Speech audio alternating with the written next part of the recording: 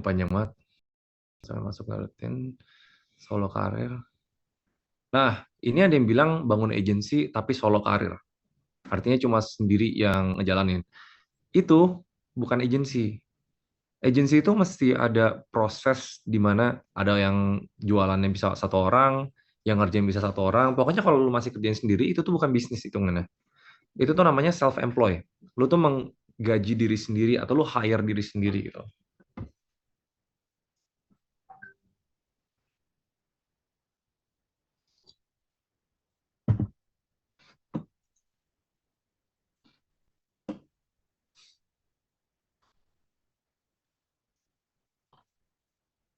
Oke, udah siap?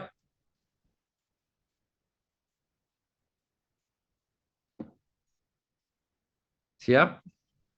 Oke, kita mulai. Siap-siap ya. Kertas dan pulpen, kalau ada catatan bisa dicatat. Jadi hari ini topik yang kita mau bahas itu gimana cara punya semua informasi yang lu butuhin untuk mulai atau ngembangin bisnis apapun. Karena kalau kita ngomong sebuah bisnis, mau bisnis apapun, sebenarnya pondasi-pondasinya itu nggak beda. Produk tetap ada economics-nya. Finance tetap bisa dipisah accrual sama cash basis. Marketing channelnya tetap inbound sama outbound. Jadi gimana caranya kita tuh punya satu sumber informasi yang kalau misalnya bisnisnya ada kenapa-napa atau misalnya kita mau planning bisnis, make sure itu lengkap. Jangan sampai kayak pas kita planning terus malah ada yang kelupaan. Nah, itu yang sebenarnya kenapa kita ngebangun Seven Framework. Jadi 7 hal yang lengkap, tapi at the same time step by step buat kalian bisa ikutin. Nah, Sevenpreneur itu sendiri, kita tuh organisasi entrepreneur yang ada 4 fungsi. Satu, venture builder. Kita tuh ngebangun company di dalam company kita sendiri. Kita selalu kayak cari apa opportunity yang kira-kira bisa dikerjain, terus kita jalanin itu sebagai satu company sendiri. Kedua, kita ada investment sama inkubator. Ada beberapa portfolio yang kita invest, ya. Ini ada yang udah tahu aja namanya Genesis. Ada yang kita invest dan sekarang menjadi portfolio company buat sama-sama mendukung perusahaan-perusahaan kita yang lain. Yang ketiga, kita punya consulting sama advisory. Karena kita percaya kalau misalnya kita udah punya ilmunya untuk bisnis atau dapat investment atau merger acquisition atau apapun ya, kita harus bisa bantu orang lain. Jadi kita di kira-kira kita cuma terima 1 atau 2 klien sebulan. Kalau misalnya ada yang butuh galang dana, butuh restructure, nah itu kita bantuin. Nah yang keempat itu sebenarnya misi gedenya. Gimana kita semua yang kita lakuin dari tim, semua yang kita pelajarin, kita bisa ngedukasi orang dan kita bisa lanjutkan ilmunya. Karena kalau misalnya kita sukses sendiri, nggak maunya sukses bareng-bareng. Makanya ada webinar hari ini. Dan itu hopefully makin ke depan makin kita bisa keluarin banyak edukasi-edukasi yang lebih daging. Nah, sekarang kita kalau ngomong tentang entrepreneur di Indonesia, di sini ada yang kalau kepikiran nama entrepreneur tuh apa? Kepikiran kata entrepreneur, kalian mikirnya apa? Pengusaha. Pengusaha itu bisnismen. Ayo, bos. Pebisnis sih, pengusaha sih apa ya namanya ya? Wira swasta, jualan gitu, money. Entrepreneur itu sebenarnya banyak hal. Cuma kalau misalnya di deskripsi secara basic adalah orang yang berani ngambil risiko lebih dari rata-rata untuk mendapatkan profit. Itu sebenarnya kalau definisinya. Tapi kebanyakan orang nggak jadi entrepreneur karena takut gagal. Siapa yang di sini nggak mulai-mulai karena takut gagal? Kenapa takut gagal? Gagalnya itu kenapa? Kira-kira takut gagal itu kenapa? Modal. Nah, semua orang bilang modal. Kenyataannya berdasarkan riset, mayoritas itu karena nggak tahu cara mulainya gimana, nggak tahu apa yang harus disiapin, padahal modal itu menurut gue prioritas terakhir. Kalau lu punya semua ilmunya, modal itu bisa dicari, lu bisa fundraise, lu bisa apapun itulah. Gitu. Nah ini udah lain data selanjutnya. Nah kita pengen, ya udah chatnya di lock dulu dah, chatnya di lock nanti kalau gue buka baru nanti kita ini. Soalnya yang Oke, bisa siap. gue tahu ini itu. Entrepreneur itu tentang kebebasan. Mayoritas entrepreneur itu cowok gitu. Itu cara instan untuk kayak rich. Dan yang gue paling nggak suka tuh ini. Entrepreneur itu dilahirkan, bukan dibentuk. Ya, ini slide-nya Ivan. Entrepreneur itu born, not made. Itu satu hal yang gue nggak percaya. Kayak gue nggak percaya orang harus dilahirin untuk dia punya prinsip entrepreneur yang kuat. Nah, ini yang kita pegang di Sevenpreneur. Hard truth-nya, which is the real truth, stigmanya yang pengen dipatahin, entrepreneur are made, not born. Entrepreneur yang sejati, yang sebenarnya bisa ngebangun bisnis gede, itu tuh diciptakan, bukan dilahirkan. Karena kalau mikirnya dilahirkan, kasihan yang ngerasa dilahirkan tidak entrepreneur, nanti nyalahin ini karena emang genetik gue jelek, karena instingnya kurang kebangun. Jadi, nah ini 7 hal kita. Ini kita sebenarnya lagi proses untuk gimana caranya kita patenin. Karena 7 hal ini setelah kita pelajarin banyak banget materi perkuliahan, banyak banget kayak pebisnis-pebisnis dan konglomerat yang share ilmu. Ini tuh salah satu cara paling simple, tapi di saat yang sama paling lengkap untuk kalian belajar bisnis dan tahu knowledge-nya. Karena kalau kalian udah tahu 7 hal ini, basically kalian udah tahu hampir semua. Literally semua yang knowledge yang dibutuhin untuk mulai bisnis apapun. Tapi harus didalamin masing-masing. Jadi kenapa Seven Framework ini kita lumayan banggain, karena kebanyakan orang yang nggak tahu mulai, itu basically karena mereka nggak bisa planning. Mereka udah punya mimpi, udah punya ide, tapi nggak bisa tuain itu dan gimana cara itu jadi realita. Jadi, a great idea adalah mulai dari sebuah ide, planningnya dibagusin, kita mau bikin framework itu yang orang tuh sebenarnya bisa isi-isi sendiri nanti. Kalau kalian ikut batch 4 ini di 20 November, nanti kalian bakal dikasih form untuk kalian bisa isi-isi sendiri. Udah jualan aja di sini harga khusus. Nah, step pertama yang banyak orang salah paham dari ngebangun bisnis adalah langsung mikirin produk, modal, marketing. Padahal yang kalian harus review adalah diri kalian sendiri. Ini gue buka-bukaan aja framework kita. Setiap kita lihat sebuah bisnis, kita lihat dari background orangnya. Orangnya tuh punya sesuatu apa, passionnya di mana, skillnya kayak gimana, dia tuh cocok di posisi apa. Kita lihat dari internal capacity-nya, dari kesediaan waktu, financial-nya dia. Karena orang yang financial-nya punya banyak dibanding dikit, pasti cara jalanin bisnisnya beda. Sama resikonya. Orang tuh ada beberapa yang nggak suka bisnis yang resikonya terlalu gimana-gimana. Padahal orang-orang yang berani ambil risiko, yang financial-nya gede, dan nggak takut gagal, kadang bisa dapat jackpot, tapi kadang juga bisa cuma buang-buang uang. Baru yang terakhir, kalau kita udah tahu apa yang kita punya sekarang, kita cek apa yang kita butuh di luar. External dependency. Lu butuh modal, lu butuh partner, atau lu butuh mentor. Jadi, overall, di step 1, ini yang harus kalian perhatiin. Kita mulai dari ketajaman bisnis ya. Nah, ini abaikan ini dulu nih. Orang yang jago bisnis, biasa harus punya 3 hal. Knowledge, skill, sama ability. Knowledge itu ilmu. Kalian ikut webinar ini, itu knowledge. Kalian tahu tentang bisnis, ada 7 komponen, itu knowledge. Ilmu, kalau misalnya nggak bisa dipraktekin, sama aja bohong, itu skill. Jadi skill itu kebangun dari semua ilmu itu, kalian praktekin untuk menyelesaikan masalah sebuah bisnis. Baru yang terakhir itu ability. Atau bahasa simpelnya, kalau gue Indonesia ini tuh insting. Insting itu campuran dari ilmu lu sama pengalaman lu, yang nggak tahu kalau tiba-tiba ada problem, lu tahu harus ngapain. Orang yang punya 3 ini, lengkap secara knowledge, secara skill, sama secara ability, itu biasa pebisnis yang hebat. Dia tahu apa yang harus dilakuin, dia punya skill untuk ngelakuin itu, dan dia tahu pengetahuannya. Jadi, jangan stuck di cuma knowledge doang nih, kalian nonton webinar ini, tapi kalian harus praktekin, actually bikin planningnya, terus coba dijalanin. Yang kedua, kalau misalnya bilang, oke, siapapun bisa bangun bisnis apapun, menurut gue salah. Itu artinya entrepreneur yang kurang bisa planning kekuatannya sendiri. Hal yang pertama yang kalian harus tahu adalah apa kekuatan kalian. Misalnya, ini gue langsung pakai study case di seluruh PPT ini untuk satu jenis bisnis ya, yang paling bisa dipahamin orang itu F&B. Misalnya ini orang jago kuliner, dia punya apa tuh skill untuk bikin makanan sehat, dia ngerti cara ngitung kalori gitu loh. Tapi kelemahannya nggak ngerti digital marketing, nggak ngerti financial sama cash flow. Yang di atas itu tuh internal. Nah, tapi harus dilihat juga opportunity apa threat. Menurut gue, entrepreneur yang nggak tahu aset dia, itu entrepreneur yang kurang pintar. Opportunity itu misalnya gini, kalau udah tahu lu jago masak, lu nggak jago marketing, tapi lu punya keluarga yang punya digital agency, itu opportunity. Itu hal eksternal yang lu harus tahu, bisa lu pakai untuk ke depannya. Tapi threat juga penting. By the way, ini webinar tiba-tiba full, gue nggak tahu ini pakainya orang baru habis sholat, ya nggak sih? Iya, tadi bilangnya pada lagi sholat semua. Threat itu yang terakhir. Lu harus melek sama ancaman.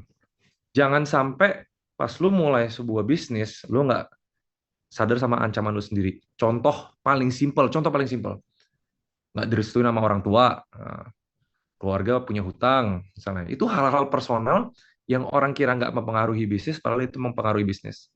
Step number one, harus tahu stopnya, SWOT-nya. Baru terakhir, congrats dulu guys, ini udah penuh.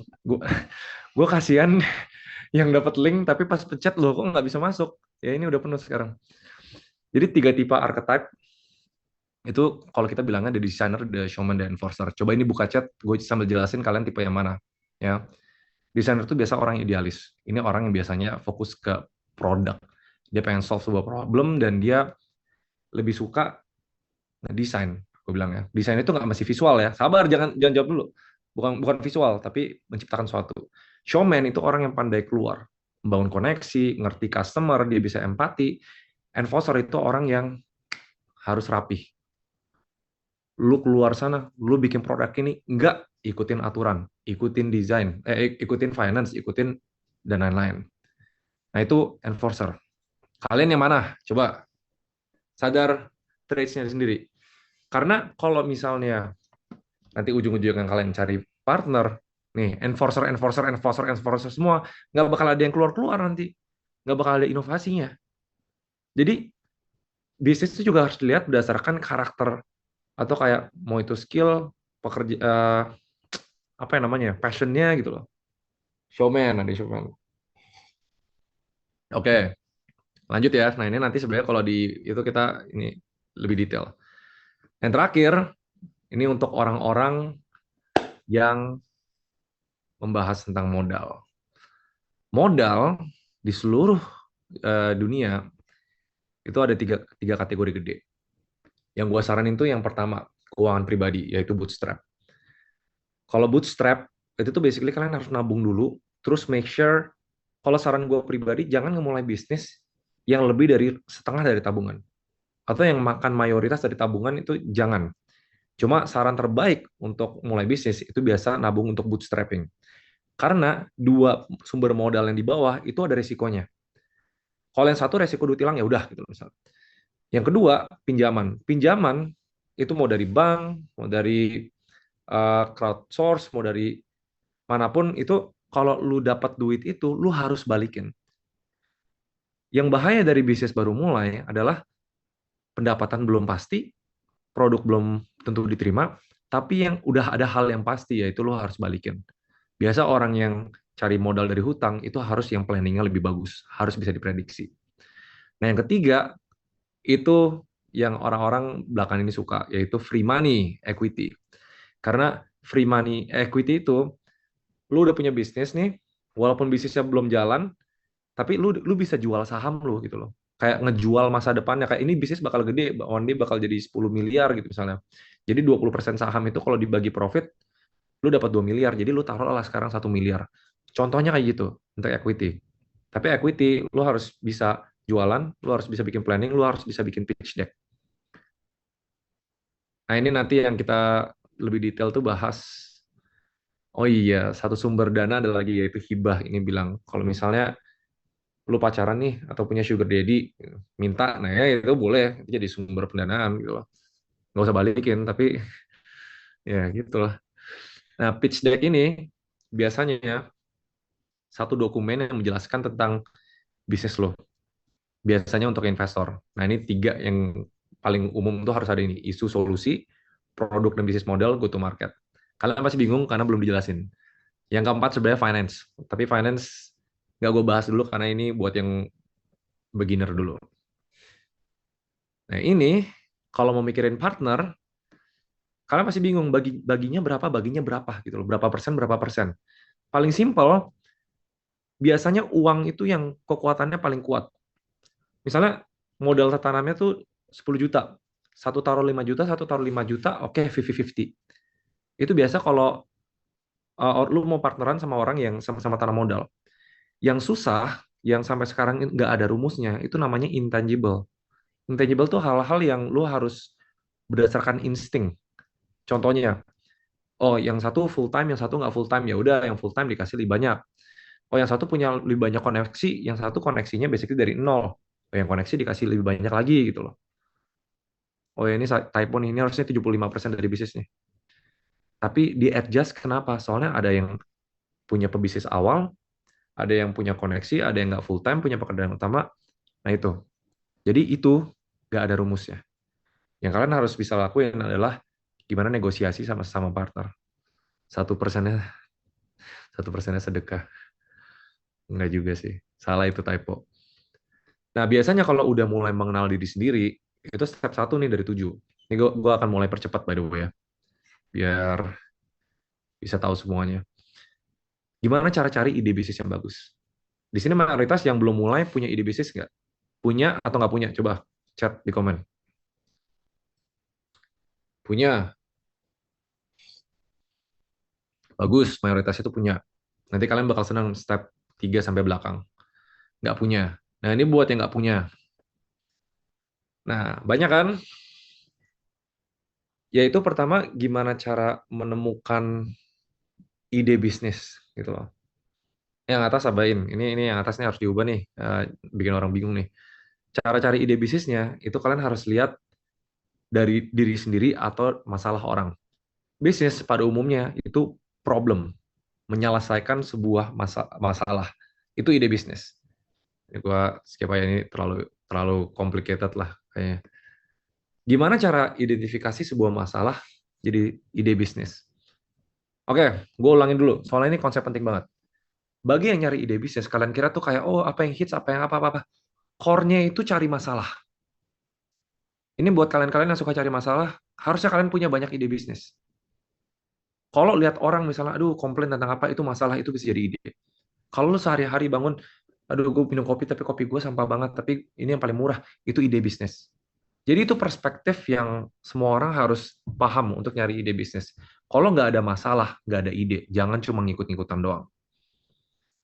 Kalau banyak tapi apa yang harus dijalanin duluan kok, yaitu harusnya ada sih di sini detail nanti. Nah, kita coba latihan ya. Coba kalian semua liatin lingkaran biru. Ya, udah semua ya? Berapa lingkaran merah? Jawab. Merah, cuy. Oh, 4 ya, bener ya semuanya. Kok pada tahu sih? Oke. Oke, good. Perhatiin lingkaran hitam. Oh, kalian udah pernah lihat di batch sebelumnya ya. Ah, ya udah nggak seru lah. Apa warna payungnya?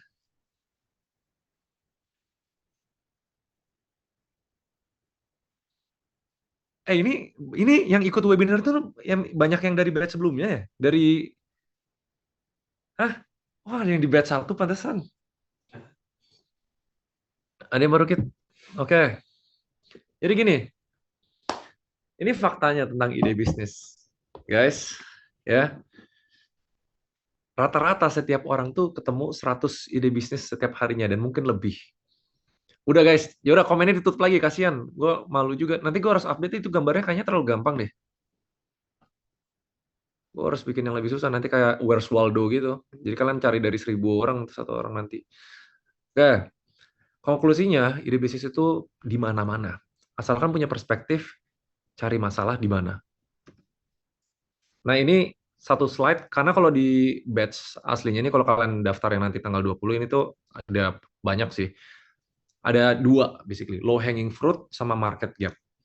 Jadi cara ide bisnis berdasarkan buah yang paling rendah dipetik, itu basically berdasarkan pengalaman pribadi. Berdasarkan apa yang kalian paham, apa yang kalian resahin. Jadi kalian lebih fokus ke karena kalian ngerasain problemnya, oke apa nih yang gue bisa lakuin untuk solve problem itu. Jadi opportunity di sekitar kalian, misalnya ketemu paman, aduh, gue butuh ini gitu misalnya. Dan kebetulan lu bisa, nah itu low hanging fruit. Jadi sebenarnya ide bisnis nggak perlu terlalu ribet cari di mana, yang penting apa masalah yang lu rasain atau di sekitar lu rasain. Tapi kadang ini tuh kadang nggak hoki untuk dapat ide yang bagus. Biasanya digabungin dengan market gap teori. Jadi market gap itu kalian cari sebuah market, kalian cari sebuah market itu sekumpulan orang ya. Jadi market itu sekumpulan orang misalnya kayak lingkungan sekolah kalian. Ya, misalnya lingkungan sekolah kalian. Kalian lihat gap atau bahasa Indonesia itu celah antara supply dan demand. Aduh, terlalu kompleks ya. Atau masalah lagi nih. Intinya di lingkungan sekolah lu, apa yang masalah-masalah yang dialamin. Dulu, teman gue pinter di sekolah. Tiba-tiba kantin itu nge-ban untuk jualan Indomie. Karena semua orang makan Indomie itu loh. Dan di kantin itu di-ban sama sekolah gue untuk makan Indomie itu loh. Masak Indomie kantinnya. Tahu nggak dia ngapain? Dia bikin bisnis Indomie. Dan jualnya harganya hampir 2 kali lipat dari harga kantin sebelumnya. Dan itu rame banget. Contoh paling simpel tentang cari ide dari market gap adalah lu bisa tahu masalahnya, lu bisa observasi ada masalah nggak di grup itu, dan gimana cara solve problem itu. Kadang idenya bisa, ya udah tinggal jalanin sekedar bikin bisnis Indomie, terus tiba-tiba turun. Bisa juga. Kenapa? Soalnya nggak ngelewatin fase 3. Fase 3. Kalau lu punya banyak ide, kan lu bingung nih. Lu bingung gimana caranya pilih ide mana tuh yang worth buat gue explore. Dan biasanya ini yang paling susah. Karena semua orang tuh punya ide banyak, gimana cara gue pilih satu. Cara paling simpelnya adalah riset. Nggak banyak orang tuh pelajarin tentang gimana cara ngeriset ide bisnis. Kalau gue di Sevenpreneur, kita tuh fokus ke 3 hal ini. Pertama, kalau misalnya dimulai bisa segede apa sih? Kok boleh nggak ke slide sebelumnya 1 menit aja? Yang mana slide-nya mana? Ini ya, 3 detik nih buat yang mau screenshot. Gue orangnya baik. Oke, biasa 3 hal paling penting yang gue perhatiin. Satu, market attractiveness. Seberapa menarik market itu? Misalnya kayak orang yang mau beli Indomie di sekolah tadi gitu misalnya. Atau misalnya makanan sehat deh misalnya. Seberapa menarik gitu loh. Nah, cara untuk tahu itu menarik atau enggak, lu lihat ukurannya. Ada berapa orang sih di Indonesia yang suka makanan sehat? Sampai kayak, oke kalau gue buka di Jakarta berapa orang yang kira-kira bisa beli gitu loh. Nah, yang kedua, terus seberapa kompetitif? Banyak nggak di daerah gue yang jual makanan sehat? Kalau misalnya banyak, kalau misalnya sikut-sikutan, mungkin nggak menarik buat kalian. Karena mungkin modalnya masih kecil gitu misalnya. Nggak bisa kayak agresif marketing gitu. Nah, step 2, kalian riset customer-nya. Jangan ngira kayak ide dari gua yang gua rasain, itu langsung dirasain sama orang. Jangan.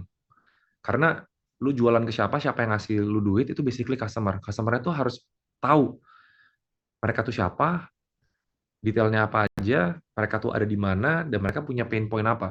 Baru yang terakhir, tentang kompetitor. Kalau misalnya kalian punya ide, kemungkinan besar ide itu pasti ada kompetitornya. Ini buat ngebantu nanti ngedesain apa sih yang unik dari kalian dibanding orang lain. Gitu. Ini contoh, kalau buat customer, ini kalau kita lumayan detail. Kira-kira siapa sih yang beli produk lu gitu misalnya. Dari jenis kelamin, pendidikan, penghasilan, perilaku. Ini tuh bisa sedetail mungkin. Tapi kenalin customer, itu tuh cara simple untuk kebayang lah nanti kira-kira pas ide ini jalan, produk yang ada, ini orang-orang yang bakal beli dari lu gitu misalnya. Itu ngebantu di step-step selanjutnya. Customer pain points. Ini dari tadi banyak yang ke slide sebelumnya, 1 menit slide sebelumnya. Nggak bisa guys. Ini kita harus go with the flow. Pain points, misalnya list down.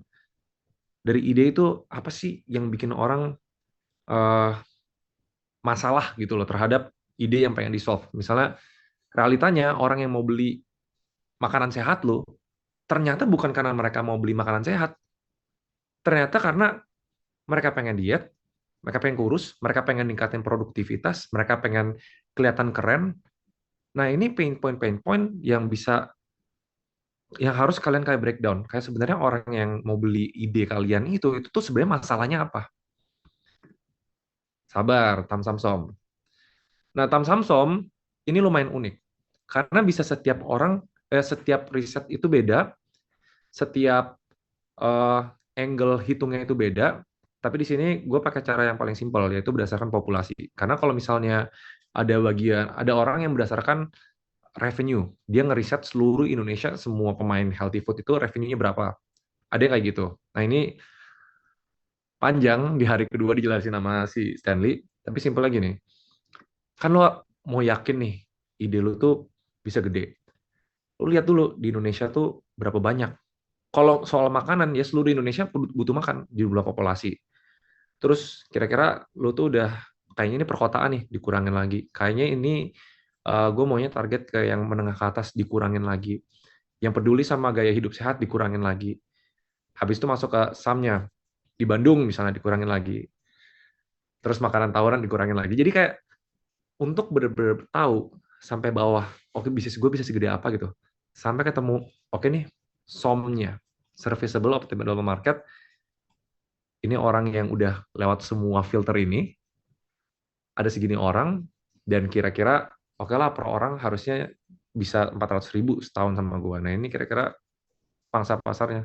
Bisa punya bisnis yang 50 miliar per tahun. Misalnya kayak gitu. Ini angka cuma simple aja buat ngasih gambaran gimana cara ngitung market size sampai oke gue tahu pas gue mulai ini kira-kira angka yang gue harus incar gitu.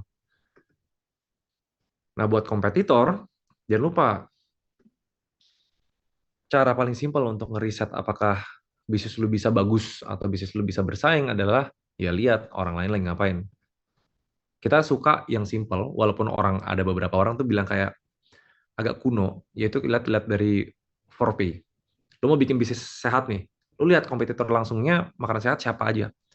Kalau tidak langsungnya, misalnya, oh ini produk-produk yang sebenarnya nggak healthy food, tapi mereka tuh masuk kategori healthy. Nah, kompetitor ini harus dilihat dari 4 sisi minimal. Dari produknya, apa yang bagus, enak atau enggak, dari harganya, dari tempatnya, sama mereka promosinya di mana. Contohnya, pas ada bikin, misalnya Eat Sambal ya, ini Eat Sambal nih, mau bikin bisnis. Sebenarnya kan udah ada produk yang namanya ya sambal burudi gitu misalnya. Tapi kok nggak ada yang fokus di TikTok. Jadi kita lihat bolong-bolongnya tuh di mana dari kompetitor, biar itu bisa kita strategiin untuk kita lihat celahnya. Terus nanti lihat dari semua kompetitor, kalau terlalu rame, itu masuk kategori yang red ocean, yang kanan. Nih, ini ada yang nanya, apakah 4P cukup, tidak 7P? Kalau lu bisa riset 7 yang gue jelasin ini di setiap kompetitor, lu hebat. Lu bisa tahu foundernya siapa, jagonya apa, dapat idenya dari mana, market size masing-masing kompetitor kan bisa beda-beda. Kalau lu bisa riset itu semua, hebat banget. Kalau lu punya info itu, lu tuh ilmunya sangat dalam gitu loh di industrinya. Tapi realistisnya 4P aja sebenarnya udah cukup. Karena kan ini buat lanjut ke step selanjutnya nih. Ini baru step 3. Ini contoh, kalau misalnya kalian ngeriset di 4P, product, price, promotion, sama place. Kira-kira kalian bisa lihat, oh dia ternyata mainnya KOL, oh dia jualannya kalau online di e-commerce yang ini, offline di mana gitu loh. Kebayang ya? Jasa juga bisa kayak gini. Misalnya kalian bikin creative agency, ya lihat dong, creative agency itu misalnya nyediain jasa logo, kalian bikin uh, video gitu misalnya, mereka harganya berapa? Mereka dapat kliennya dari mana? Terus pas mereka uh, oh sorry itu place ya, promotion, ya benar sih, mereka dapat kliennya dari mana? Oh ternyata mereka websitenya kuat gitu loh, mereka dari SEO. Nah itu tuh harus mulai di riset. Itu baru step 3. Ada yang udah ngebul, ada yang mau ditanya, apa gue boleh lanjut, apa gue boleh ke toilet dulu? Ternyata gue pengen ke toilet. Boleh gue break 1 menit gak? Oke, 1 menit. Gue lihat nih, orang drop atau enggak. Karena orang yang keluar dari ruangan ini sekarang pasti langsung direbut posisinya dan nggak bisa masuk lagi. Sabar 1 menit.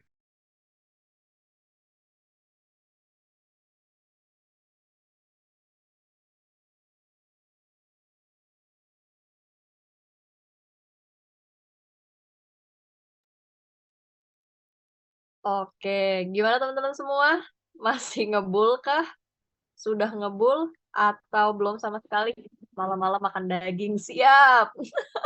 Teman-teman boleh nih siap-siap dulu ke toilet atau mungkin ambil snack dan sebagainya ya. Sebelum kita mulai lagi. Sabar guys, sabar. Kita coba take notes dulu. Kurang ngebul. Wah, Korea ada yang bilang nih kurang ngebul nih. Gimana nih? Ya, ikut ikut workshopnya lah itu 7 hari loh. Lu bayangin ya, ini kita mau coba cover high levelnya dalam 1 jam. Kalau yang blueprint program aslinya, yang nanti di tanggal 20 nih, harus berarti berapa hari lagi ya? 4 hari lagi ya. Jadi daftar maksimal di besok apa hari ini ya? Maksimalnya. Nah, Maksimal tanggal 19 sih kok. Cuma special price-nya tuh hari ini doang. oh, sabar, Gitu. jangan daftar dulu kalau gitu guys. Ada special price ada. Tapi Special price emang hari ini doang. emang Terakhir. dalam, emang per ini tuh dalam kayak kita sampai 1.000 slide ya gitulah. Lanjut ya. Ya, Udah. monggo. Nah, kalau udah ngeriset, sekarang balik ke core dari bisnis kalian, yaitu apa yang kalian tawarin, produk atau offer. Yang gua nggak suka dari orang bilang kayak, oke, it's about product gitu misalnya. Kenyataannya it's about offer. Gimana cara lu menciptakan sesuatu yang lu bisa tawarin ke orang, yang orang nggak bisa tolak, ya? Nah ini, pada umumnya awal ini updated by the way, karena batch-batch awal kita tuh kita cuma dua, bikin produk yang customer suka dan bikin produk yang profitable. Lu punya dua itu, lu udah bisa menang gitu sebenarnya. Tapi karena kita lihatnya ada perubahan industri, harus ada tiga. Gimana cara lu berbeda dibanding kompetitor? Kalau lu satu, customer suka offer lu, itu penting banget tuh.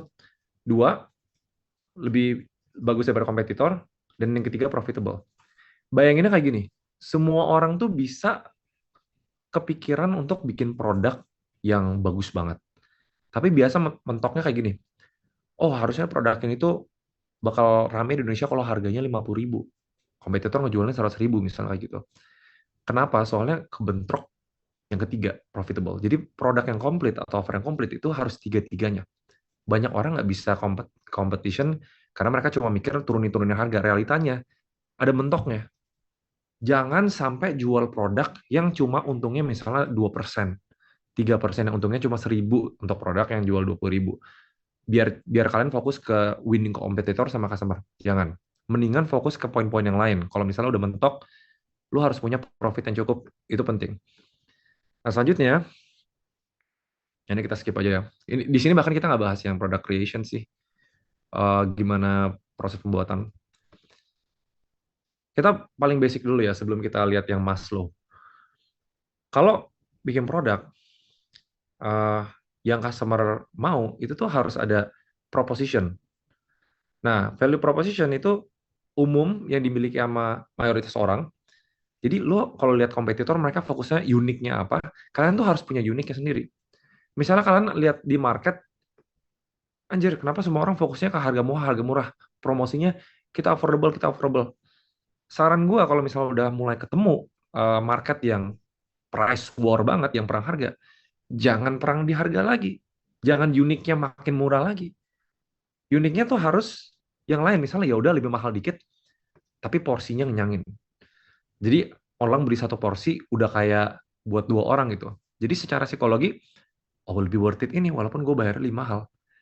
Itu bisa works. Tapi yang orang nggak paham, bahwa produk itu ada berdasarkan tier-tiernya. Karena misalnya gini, ada yang bisa, gue penasaran ya, ini gue nggak jelasin dulu. Healthy food, bisnis yang tadi, salad bar ABC. Functional value-nya apa sih? Ada yang tahu nggak? Functional value-nya itu apa? Rick.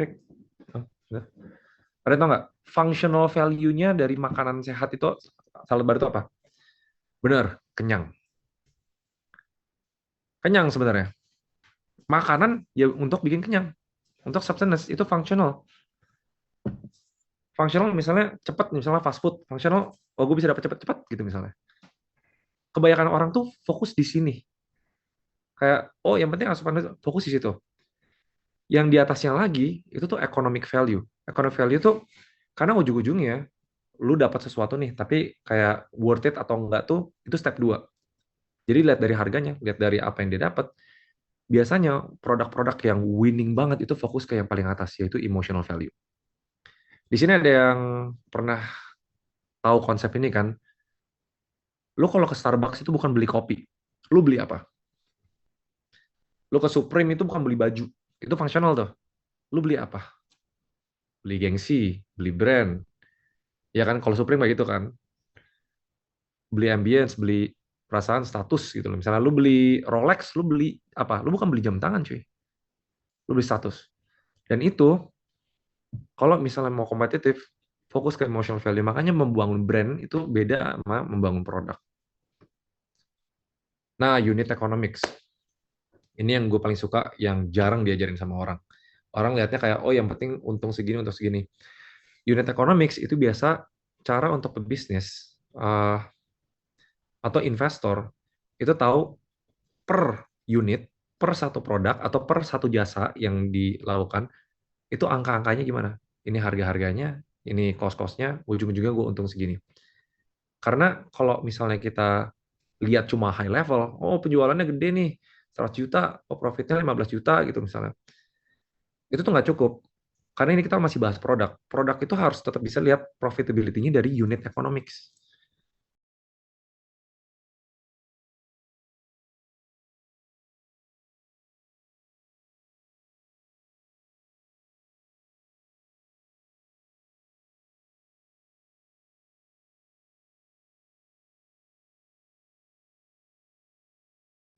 Mana yang bisa diimprove, mana yang bisa di take in, take out. Biasanya ini tuh barrier atau kayak apa itu namanya, halangan orang untuk bikin produk yang bagus. Biasanya karena harganya nggak masuk. Makanya ini penting banget untuk, oke, lock chatnya ini Teddy Sunjaya udah sampai caps lock, lock chat. Sabar Pak. Nah jadi unit economics itu gue ke ini kita harus tahu untung per penjualan produk tuh berapa gitu loh. Karena itu tuh bakal jadi kuncinya lu bisa gedein bisnis lu atau enggak. Karena kalau profit marginnya itu dikit atau kecil, boro-boro mikirin gimana cara endorse KOL, boro-boro hiring orang. Kalau di level produk aja nggak bisa dapat margin gede, lu nggak bakal bisa di level company ini uh, grow karena nggak bisa spending gitu loh. Oke, itu produk.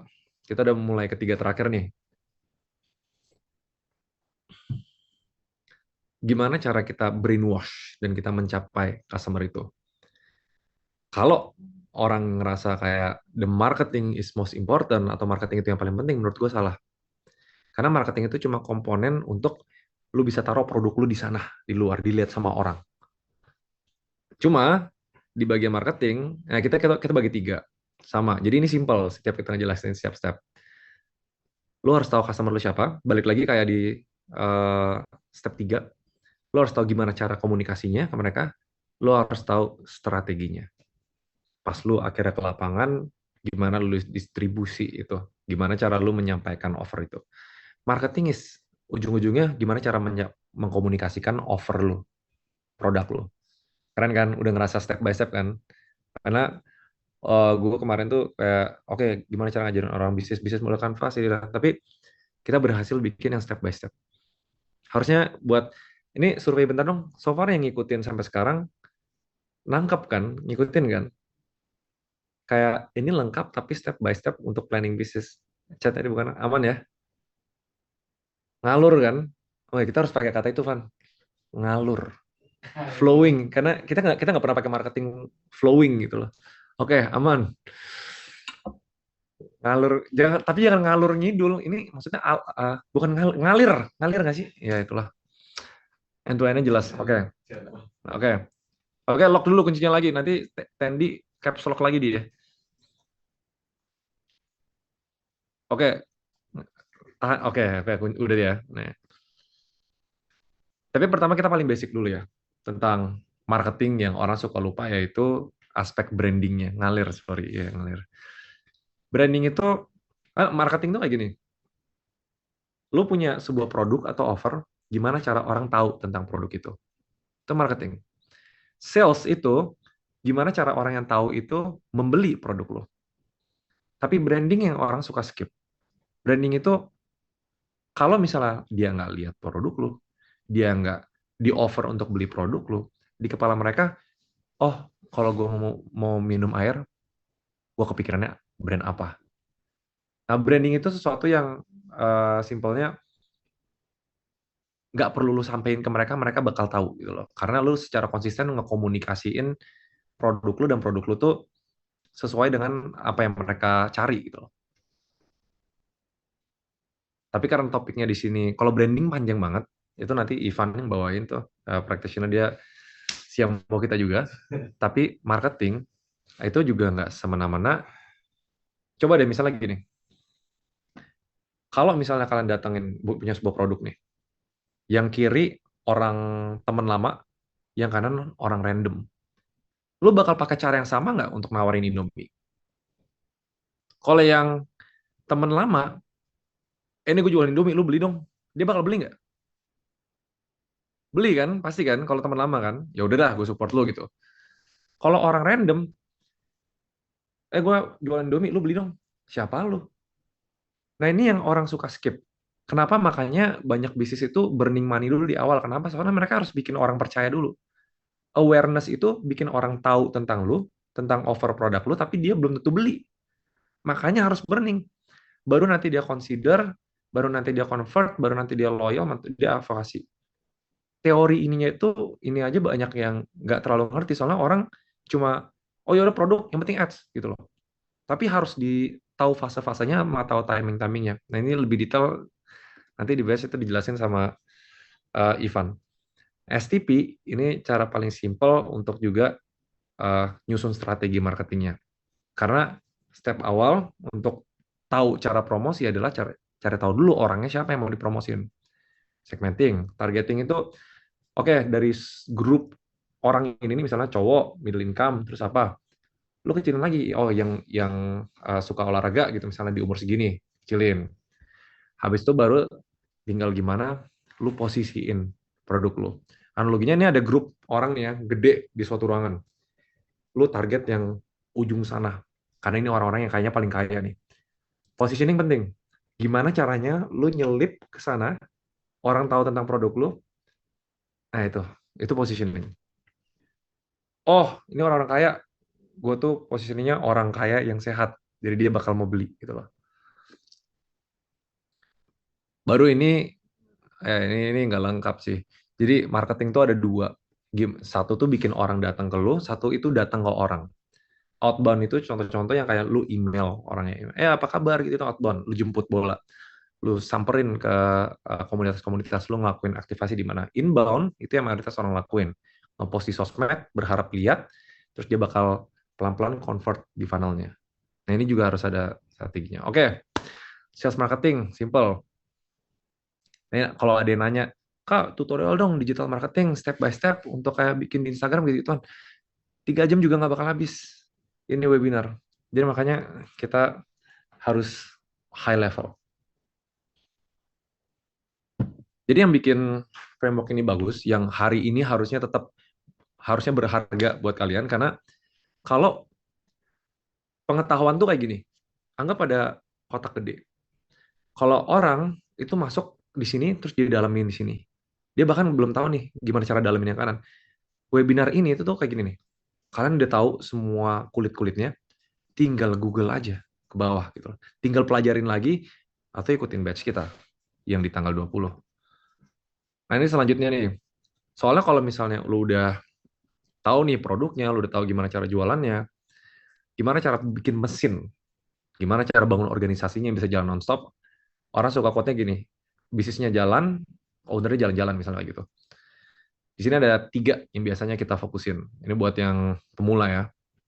Pertama harus tahu proses menjalankan bisnisnya itu gimana, orang-orangnya siapa, dan gimana cara manage mereka, dan gimana cara prediksi masa depan. Itu operasional tuh. Kalau bisnis proses mapping, itu kayak gini. Kalian ada IPO tapi bukan IPO-nya yang di bursa saham ya. Input, proses, output. Hampir setiap aktivitas dari bisnis yang kalian bangun nanti, itu pasti ada input, proses, output. Misalnya, orang order nih melalui GoFood di salad bar tadi ya. Prosesnya adalah admin lihat ordernya, terus dia kirim ke chef.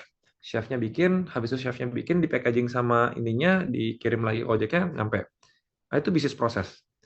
Biasanya untuk kayak kita benar-benar tahu, oke siapa nih yang harus gua hire, itu kita harus punya gambaran prosesnya. Yang paling penting apa? Dari dapetin duitnya, dari kayak dapetin ordernya.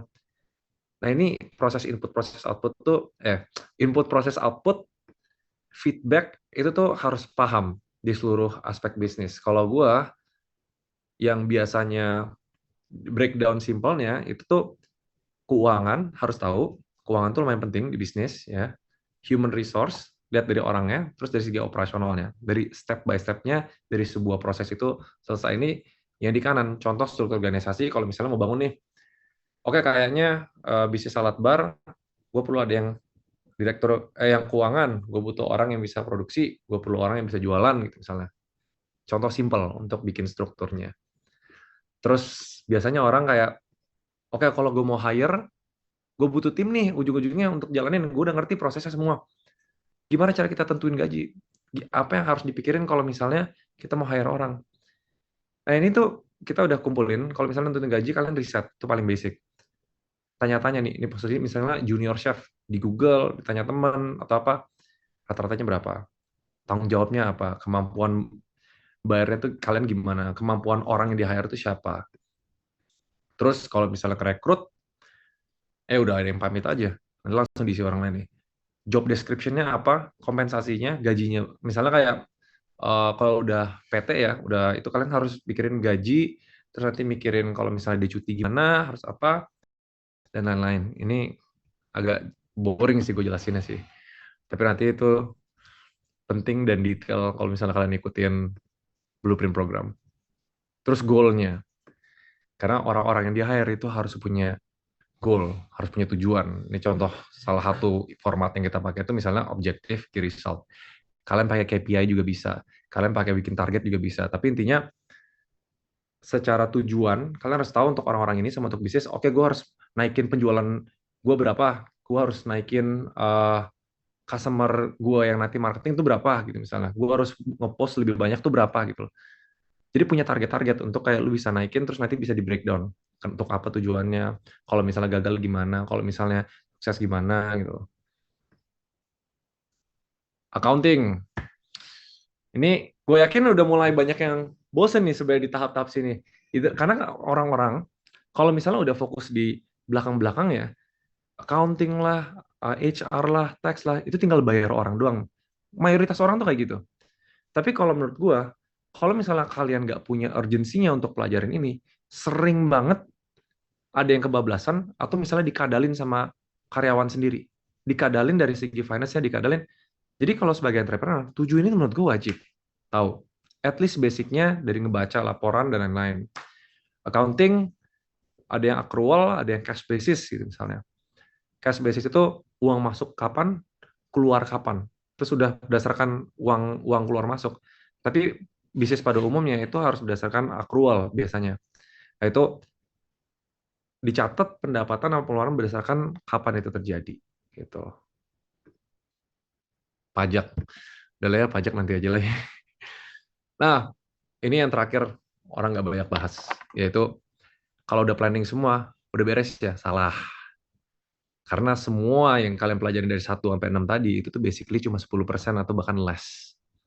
Kurang dari 10% dari ngejalanin bisnis. Karena ujung-ujungnya bisnis itu lo harus planning nih, udah beres, lu gas, ada yang berubah, ternyata customer nggak suka, lu bisa adaptasi.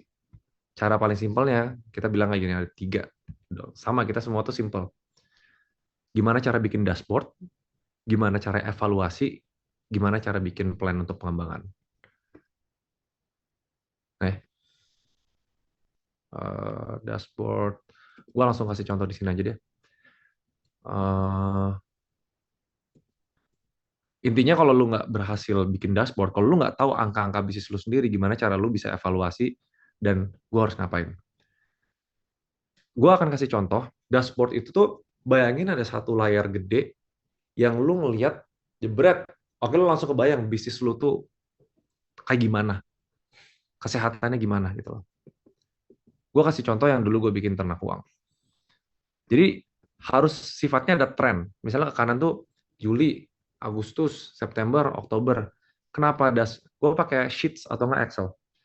Jadi dalam satu layar, lu tuh tahu apa yang lu harus tracking sama perubahannya gimana, naik atau turun. Nih kita lagi turun nih 2020, gue inget banget nih. Visitor website-nya turun segini, terus naik gitu loh.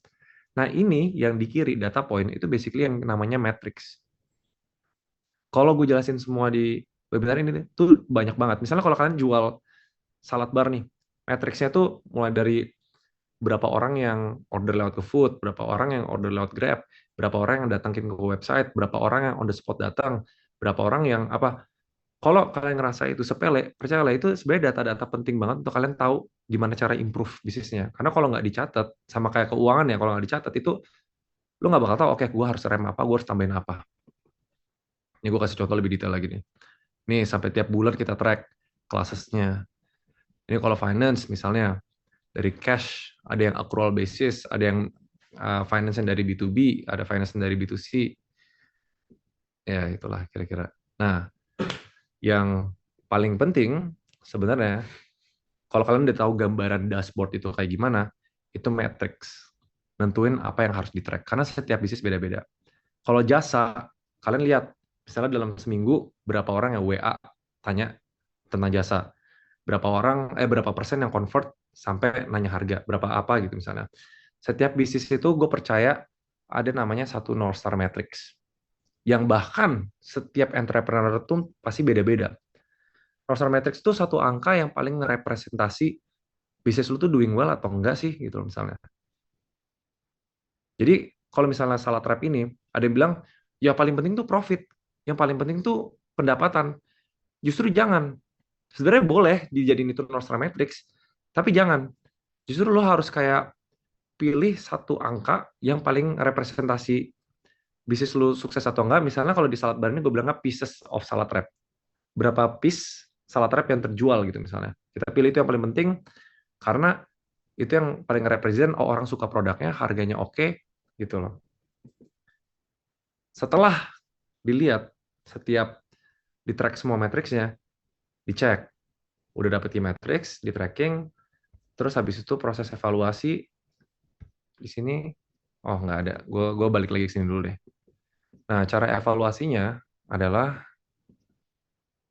nih kalian lihat yang di tengah, dari semua yang dihitung, yang jelek, misalnya ada perubahan angka nih dari bulan ini ke bulan ini jelek, dicek kenapa, kalian diadaptasi atau enggak strateginya diubah. Kalau yang good dipertahankan, terus kalian harus punya ide-ide baru gitu loh. Jadi kalau kalian punya proses yang dievaluasi terus, ada yang setiap hari, ada yang tiap minggu, ada yang setiap bulan, itu bakal ngebantu banget kalian nanti, oke, bisnisnya harus dibawa kemana. Baru dibikin growth plan, di sini gue nggak bahas.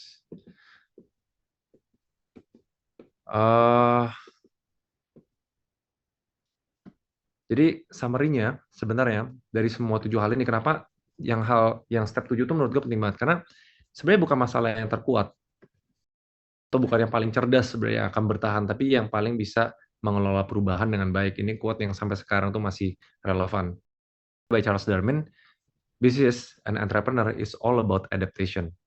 Lo bikin plan yang tadi, sedetail apapun, percaya lama pasti berubah. Jadi kalau misalnya kita nggak punya mindset untuk mengukur dan cepat adaptasi, bisnisnya pasti nggak bakal bertahan. Kira-kira gitu, guys. Nah, ini yang khusus di batch ini. Tadi 7 tadi itu sebenarnya kalau diikutin dari awal sampai akhir, itu tuh akan menjadi pitch competition. Berdasarkan 7 hal tadi, di summarize semua, dan kalian pitching bisnis kalian, yang terbaik khusus di batch ini bisa berkesempatan dapat 50 juta rupiah totalnya. Ya nggak sih, Nat? Kok kita ngasih hadiah banyak banget sih? Kita untung nggak sih? Untung dong kok. Kan kita Kita pingin bisnis harus untung, cuy. Kita gede banget ngasih hadiah. biar teman-teman tuh semangat untuk belajar dan langsung implementasi kok. That's why kita langsung nih kasih cash, duit untuk kalian kelola bisnis, untuk kalian mulai bisnisnya. Tapi bisa Gitu. dibilang kalau yang terbaik nih ngikutin batch ini, nggak ada alasan bilang nggak ada modal gitu intinya. Bener banget. Jadi tuh Soalnya di sebenarnya 50. jangan banyak komplain dan ayo teman-teman langsung lakuin aja gitu, praktekin langsung. Cadas. Jadi TNC-nya khusus yang di sini, TNC-nya pasti pasti berubah nggak sih nanti? Apa mau dibacain? Mending, Nggak usah dibacain. mendingan yang penting ini cuy. Ini kan kita kan tanggal 20, ya kan? By the Hmm. way, nanti ada Q&A habis ini ya. Tapi si Yes. Nadia suruh gue jelasin dulu nih tentang ini. Gak ada Nat. Oke. Jadi kita mau main-main dulu. Ini basically eh, kita ngejelasin tentang overview lah, tentang blueprint program kita. Kita lumayan bangga. Kita bisa ciptain yang dalam 7 hari intens online, kalian bisa pelajarin lebih detail tentang apa yang tadi gua jelasin secara high level. Kalian bakal dapet 7 framework ini, dan ada 10 template bisnis yang kalian bisa pakai langsung. Ada komunitasnya, ada brand check-up-nya, ada live pitch event-nya yang kali ini ada hadiah.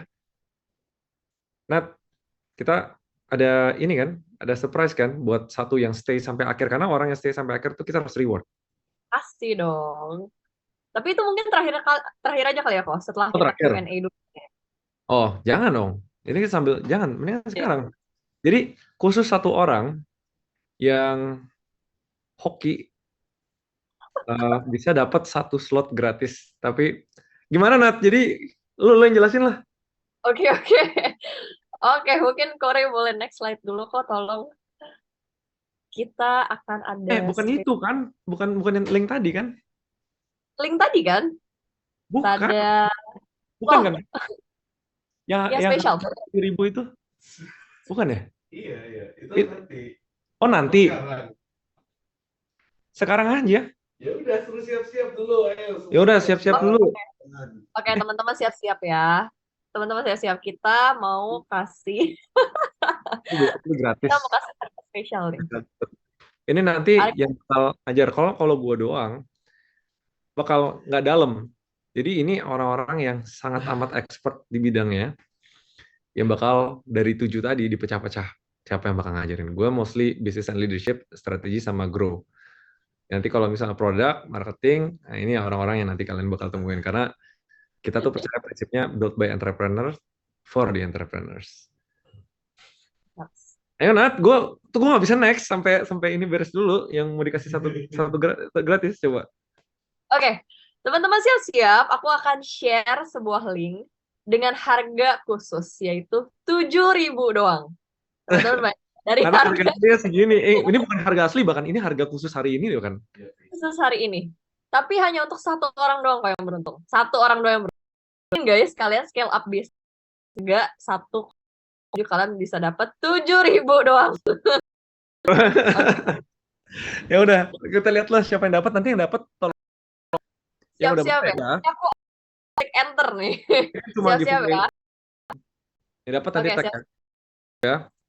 Satu doang nih, cuma satu ya. Oke. 1, 2. Di chat. Oh ya, teman-teman nanti kalau yang dapat jangan lupa di post dan tag IG7 ya. Harus Eh, berbangga dong. Dari harga 1,7 dapat 7.000 doang. Oke. Ini lo mau kayak TikToker itu yang kayak, ayo guys, tap layar gitu. Kasihan banget mereka nunggunya lama. Ayo. Ya, 1, 2, 3.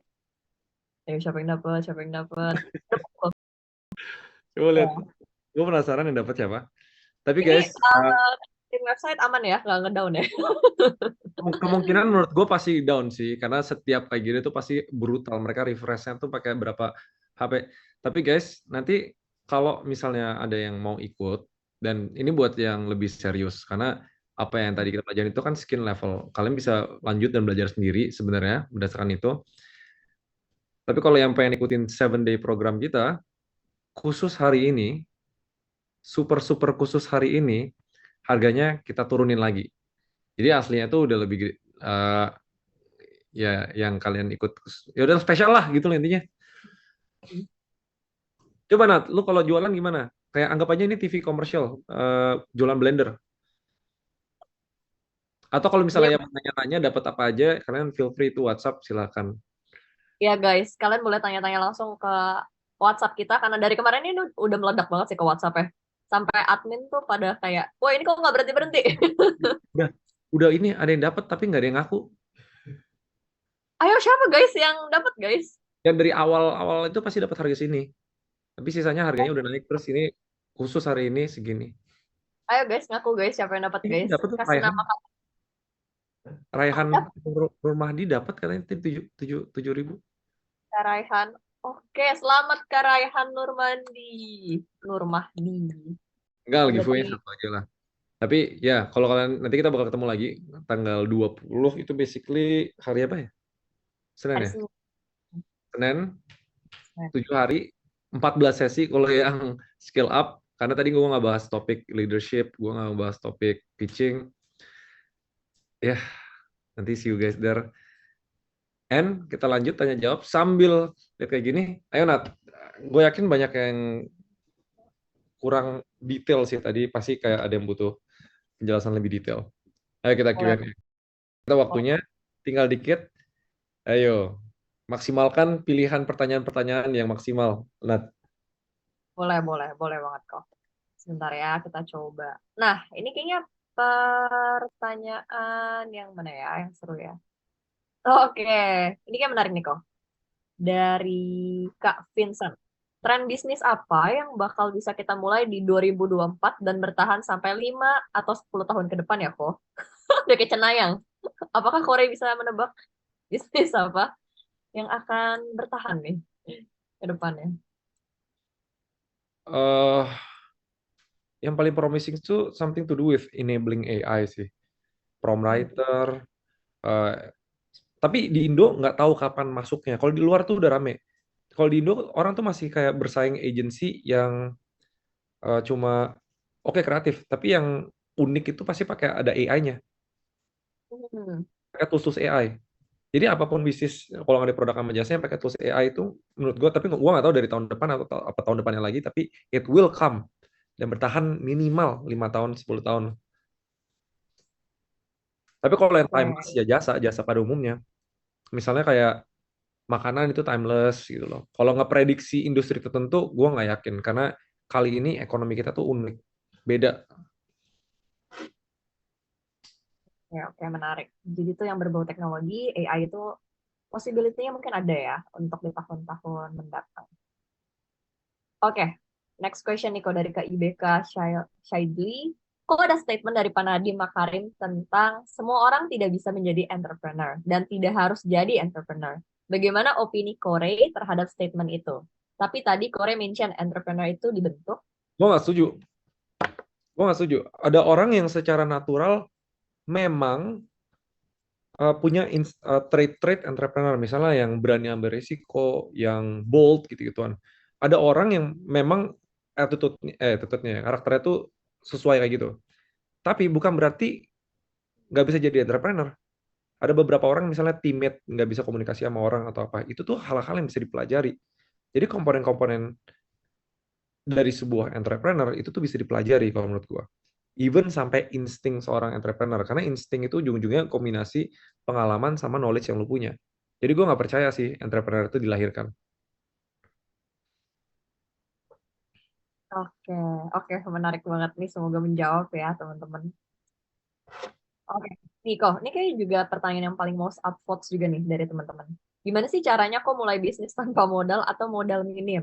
Nah, mungkin concern teman-teman di sini banyak dari segi modal. SG, Di SG, Korea ada. SG.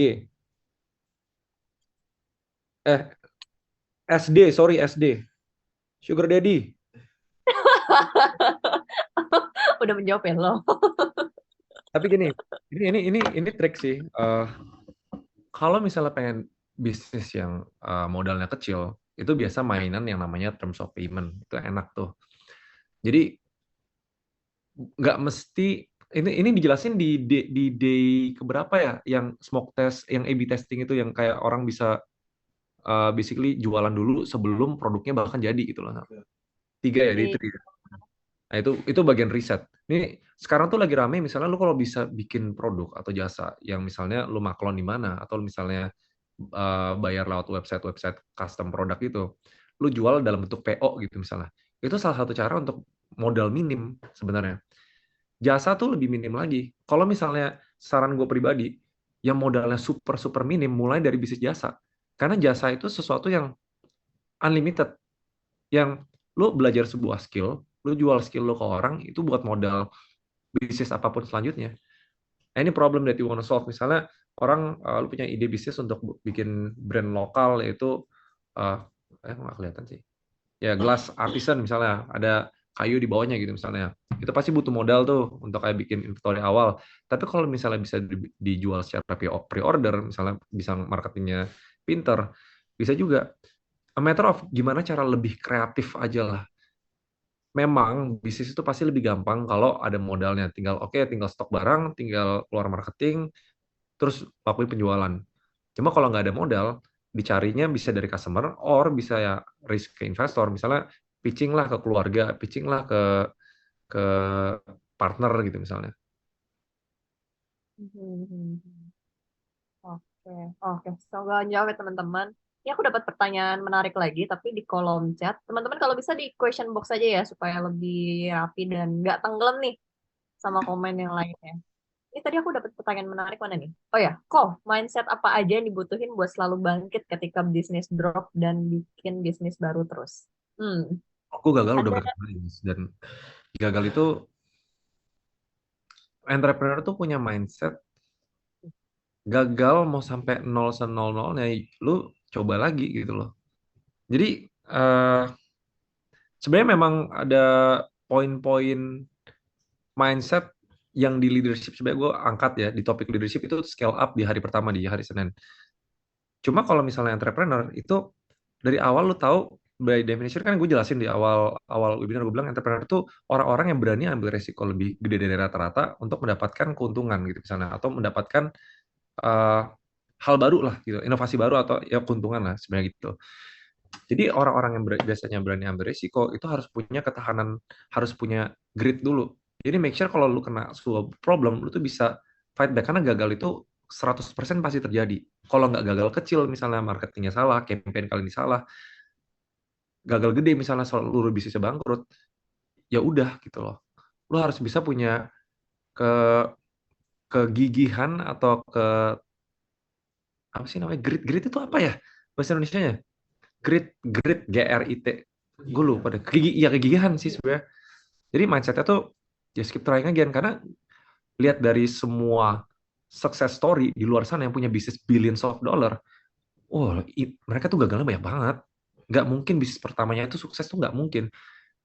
Jadi always have room untuk bisa gagal dan mencoba lagi. Karena kalau misalnya orang yang gagal sekali terus nggak mencoba lagi, nggak lahirlah billionaire-billionaire di dunia. Lihat berdasarkan data aja gitu.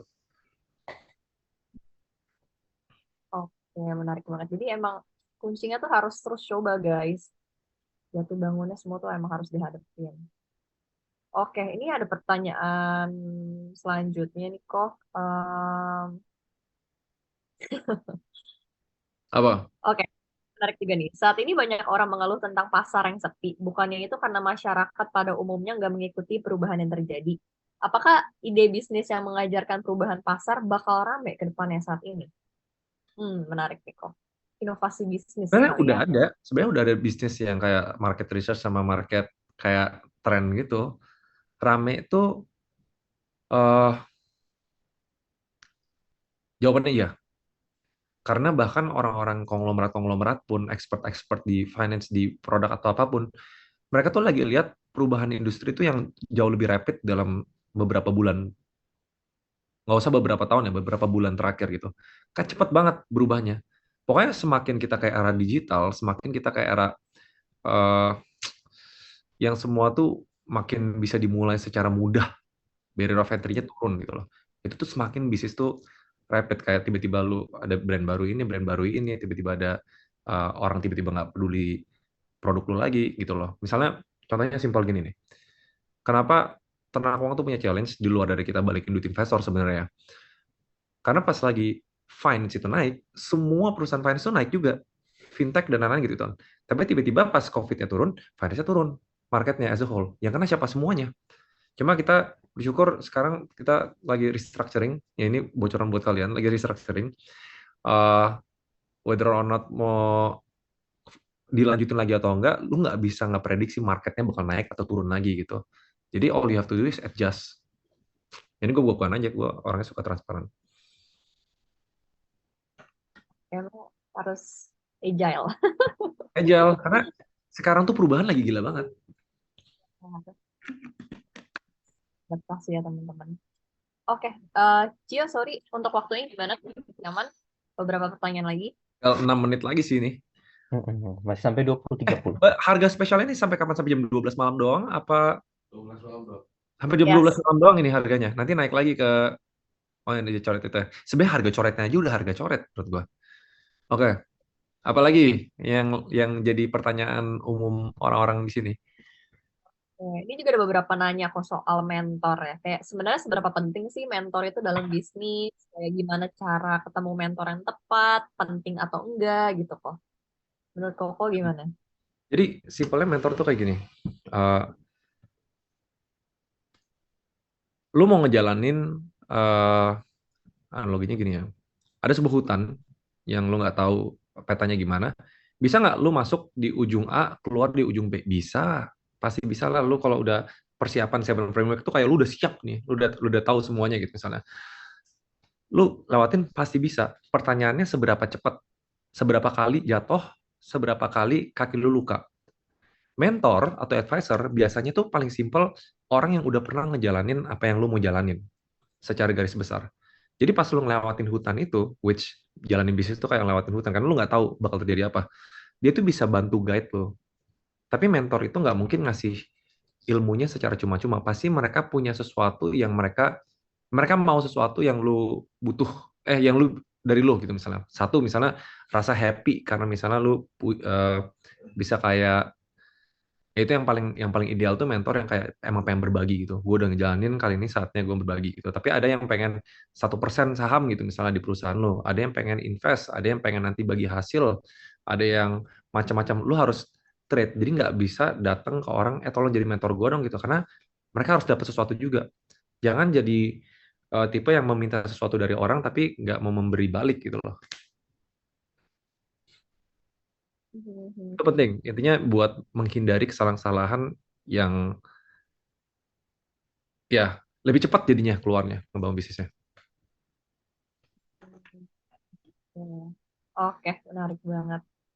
Jadi sebenarnya mentor itu jadi panutan untuk pastinya bisa bantu kita makin lebih paham lah tentang bisnis kita. Oke, ada juga nih pertanyaan dari kamu Muhammad. Saya sering lihat banyak presentasi investor. Nah, cara cari investor dan presentasi ke investor yang benar tuh gimana ya? Mungkin Koko ada tips? Oke, pertama Google gimana cara bikin pitch deck. Pitch deck itu tuh hampir semua komponen di 7 framework ini tuh ada di pitch deck secara garis besarnya gitu loh. Sampai kayak finance-nya itu. Nah, setelah itu punya perspektif ini. Kalau investor mau taruh duit ke lu, intinya kalau gue taruh 1 miliar, 5 tahun lagi jadi berapa? Nah, itu yang banyak orang skip. Kayak, oke, gue cuma mau 1 miliar, udah gitu misalnya. Jadi konsep take and give-nya tuh harus punya. Misalnya kalau mereka ngasih 1 miliar, mereka dapat apa? Mereka ngasih 10 miliar, mereka dapat apa? Ya, kalau pada umumnya bisnis yang bisa ngitung ya, misalnya lu harus bisa ngitung. Dengan mereka taruh 1 miliar, bisnis bakal profit segini, bisnis bakal untung segini, kita akan bagi setiap bulan segini gitu loh, setiap tahun segini, kira-kira bakal balik modal dalam 5 tahun berapa. Nah, harus bisa punya mindset itu. Nggak bisa semena-mena tinggal, oh gue minta segini, hopefully investor bisa danain gue, nggak bisa.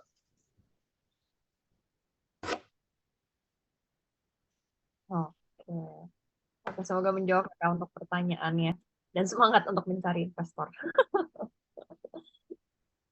Satu pertanyaan Oke. terakhir nih. Oke, Kali oke. Nah, ini audiensnya lumayan unik ya. Apa karena gue udah lama nggak webinar ya? Ini lumayan stay terus loh sampai kayak terakhir. ya ini teman-teman sangat ambisius untuk belajar ya. Dan gak berhenti-berhenti nih pertanyaannya. Aku jadi bingung.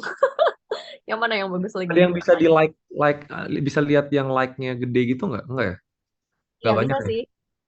Post upvote di sini. Oh, ini yang paling top ya. Amelia Niko. Ah, Oh, apa pandangan Ko tentang orang yang lanjut S2 entrepreneurship? Dan menurut Koko, apakah itu efektif? Wah, ini mungkin ada teman-teman yang tertarik untuk lanjut S2 atau tidak gitu. nggak salah menurut gua. Nggak salah. Kayak lu kalau jalur menjadi seorang entrepreneur tuh nggak ada yang salah sih. Ada yang lulusan SD aja bisa bangun bisnis 10 miliar gitu misalnya. Tapi ada yang S2 tapi bangun bisnis 100 juta gitu misalnya. Karena ujung-ujungnya gini, kalau 7 framework ini kan kita bangun campuran dari teori yang umum, yang semua orang wajib tahu, sama practical knowledge kita. Karena yang susah itu tuh sebenarnya pilah informasi mana yang penting. Oh, Itu yang susah. Bukan, kalau misalnya gue butuh ilmu bisnis gitu loh, ada ratusan, ada jutaan ilmu yang lu harus pelajarin. Pertanyaannya, secara praktek emang butuh belajarin jutaan ilmu itu? Mungkin enggak gitu loh. Mungkin kalau untuk memulai cukup di sini doang. Nah, kita tuh sengaja pilih-pilih yang berdasarkan praktek. 8 tahun gue bisnis sama semua orang jadi profesional, ngebantuin bisnis-bisnis, nge-invest di bisnis-bisnis. Kita kumpulin ke 7 ini gitu loh. Karena kita nggak perlu jadi yang paling lengkap. Tapi yang penting kita bisa sharing lah mana yang paling praktikal. Mana yang sebenarnya tetap teori yang harus pelajari. Misalnya kayak marketing funnel, awareness, consideration gitu. Kalau orang praktek pasti bilangnya, ah nggak penting bos, yang penting jualan gitu misalnya. Menurut gue tetap penting beberapa ilmu-ilmu kayak gitu, karena itu tuh ngasih pondasi pas lu udah, yang penting jualan nih, oke dapat omset, tapi bakal mentok, gimana cara lewat dari mentoknya itu ya pasti dari ilmu-ilmu ini. Oh berarti yang sebelumnya cuma satu konten doang, kita harus pecah jadi 2, ini buat kayak gini. Oh 2 ini nanti pecah jadi 4, ini marketing funnel nanti kayak gitu. Jadi terserah kalian gitu loh. Mau S2 dulu, mau S1 dulu, mau SLR dulu, misalnya bebas gitu loh. Selama dipraktekin dan ingat yang paling penting itu adaptasi. Karena oh. ilmu ya ilmu gitu loh. Ujung-ujungnya bisnis acumen itu harus ada 3. Harus ada knowledge, skill, sama ability. Itu kira-kira kata-kata penutup gue. Ini masih stay banyak banget, hebat sih. Kalau kalau blueprint dapat recording ya semuanya ya. Kalau yang Oh, ikut itu dapat PPT, dapat recording. Kalau ini kan kita skimming gitu. oh, betul banget. Kok, mungkin pertanyaan terakhir dan mungkin bisa jadi penutup atau closing statement dari Korea ini. Ini lumayan menarik pertanyaannya. Kak, seminar seminar bisnis tuh biasanya cuma kasih tahu info. Apa sih yang bedain Seven Blueprint sama kelas-kelas bisnis di Indonesia yang udah menjamur? Oh banyak ya, udah menjawab. Oh banyak banget. Cuma Oh, bedanya gini, eh, mungkin karena belakangan itu kan gue berkarir sebagai content creator, ya. hmm. Dan sebagai content creator ada satu skill yang lu harus jago banget. Itu harus jago bikin alur storytelling. Tadi kan ada bilang kan, kayak belajar bisnis itu sebenarnya susah loh dibikin ngalur. Nah kita bisa bikin ngalur, ngalur, bukan ngalur ya berarti ya, ngalir. Jadi gimana cara? Jadi teori itu banyak, tapi yang bisa bikin teori itu ringkas dan step by step dan bisa dipraktekin, bahkan di setiap step by step tuh bisa dipraktekin tapi tetap lengkap, itu susah. Dan makanya pas kita ngebikin ini, kita mau make sure kita kasih info yang lengkap tapi info yang step yang gampang diikutin sama orang. Makanya kita lengkapin dari segi formnya, dari blueprintnya, nanti kalian bakal dapat dokumen-dokumennya, bahkan template-templatenya untuk kalian nanti praktekin di bisnisnya. Dan kita pengen orang sebanyak mungkin. Jadi makanya harga yang kita poin juga sebenarnya dibanding yang lain ini lumayan murah sih hitungannya. Murah banget tau gue. Mungkin kita naikin lah. Dari pengalaman bertahun-tahun juga ya kok ya, nggak cuma 1 hari gitu. 8 tahun gua. Oh, 8 tahun guys langsung dirangkum selama 7 hari ini. Asik banget sih. Pasti akan lebih auto ngebul, auto insightful, dan bermanfaat juga. Oke, Oh, siap. Itu pertanyaan terakhir. Kalian yang belum sempat, kalian tinggal cek websitenya aja. Cuma sampai jam 12 malam, ya kan? Jam 12 malam kan? oh, sampai jam 12 malam doang guys untuk harga ini. Oke, 777. habis itu nanti bakal naik lagi. Atau kalau kita baik, mungkin nggak naik terlalu banyak. Tapi ya, buat yang serius. Karena ini sesuatu yang penting juga. Karena kalau misalnya gue bikin free semuanya, nggak semua menghargai. Nggak semua kayak terinsentif untuk praktekin itu ngebangun bisnis. Gue pengen semua orang terinsentif. Semua orang yang ikut itu bukan cuma dapat ilmu, tapi mereka bisa benar-benar bangun bisnis. Itu misi kita sebenarnya. Oh, Gitu guys. jadi semangat ya teman-teman untuk yang mau menjalani bisnis atau ngembangin bisnisnya. Oke guys, aman? Saya sampai jumpa di tanggal 20 buat yang nanti ikut. Udah nggak ada Oke. Joe. Udah nggak ada Joe ya di sini. Ya, Pojok kayaknya ada urusan lagi deh kok. Jalan-jalan. Oke, guys. Thank you.